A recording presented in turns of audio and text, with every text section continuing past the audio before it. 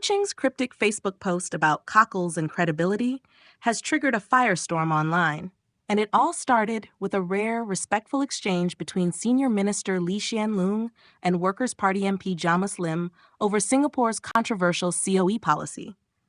What looked like a meaningful policy debate quickly turned into a public spectacle, sparking questions about tone, leadership, and whether politics in Singapore is ready for more open dialogue.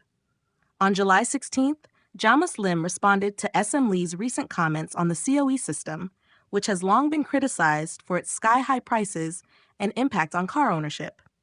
Hsien Loong defended the policy, saying that while the costs are painful, it's a necessary tool to manage road space in land-scarce Singapore.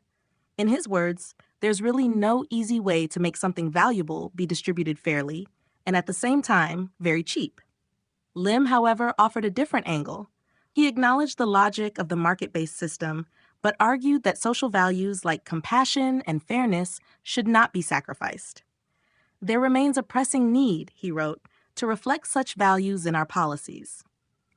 Then something rare happened. Hsien Loong personally replied to Lim's Facebook post. He clarified that the government's approach focuses on making public transport affordable and accessible, with financial help going to those who need it most. He suggested that rather than overhauling the COE framework, targeted grants would be a more efficient and fair solution. Lim responded with appreciation and acknowledged the government's efforts, but he maintained that more direct, targeted help could show clearer support for those who are most affected by high COE prices. Just one day later, Ching, former CEO of Temasek and spouse of Hsien Loong, stepped into the spotlight with a Facebook post that raised eyebrows. Without naming anyone, she questioned why someone with policy ideas didn't share them during a live event attended by economists, investors, academics, and professionals. Instead, she said, this person chose to post some virtue signals on social media. She went further, speculating that the unnamed individual might have been afraid to lose credibility among the thinking crowd. Academics who test their ideas, business leaders who deal with outcomes, and politicians who balance real-life trade-offs.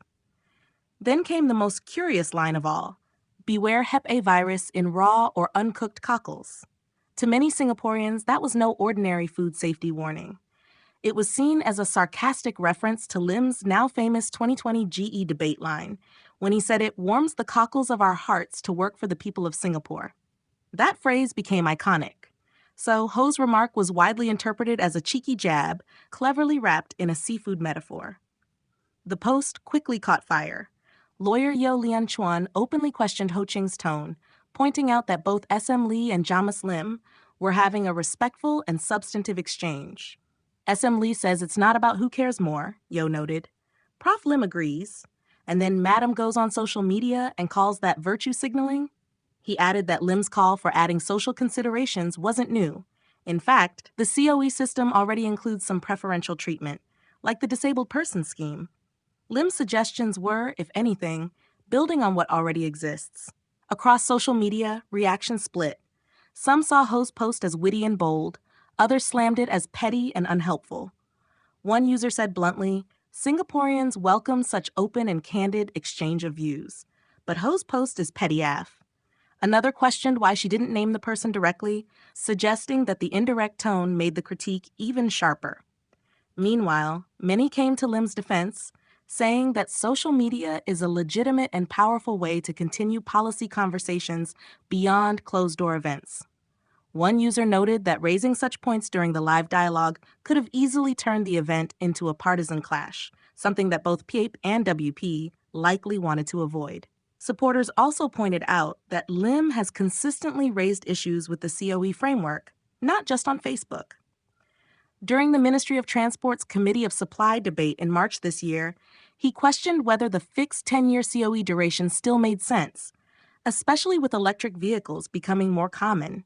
He suggested linking the duration to EV battery lifespan. The government didn't bite. Senior Minister of State Amy Khor said the 10-year rule supports fairness and fleet renewal. She warned that multiple COE durations would confuse buyers and make the system harder to manage. Back in November 2024, Lim and his fellow Sengkang GRC MP Louis Chua also flagged concerns over the influence of car leasing companies, urging the ministry to adjust the vehicle quota system before rolling out ERP 2.0. Then Transport Minister Choi Hong-tat responded that leasing companies weren't the main drivers of COE prices. Instead, he pointed to post-COVID behavior and individual buyers as the main cause. So clearly, Jamus Lim hasn't just been talking cockles online. He's brought his concerns into Parliament and raised valid questions with the relevant ministries. Now, the bigger question is, what does this whole episode reveal about the state of political engagement in Singapore? Are we ready to have open policy conversations without personal attacks or sarcasm? And is using Facebook to connect with the public a strength, or is it still seen as a political weakness? If you find this interesting, don't forget to like, share, and subscribe to our channel, 2230.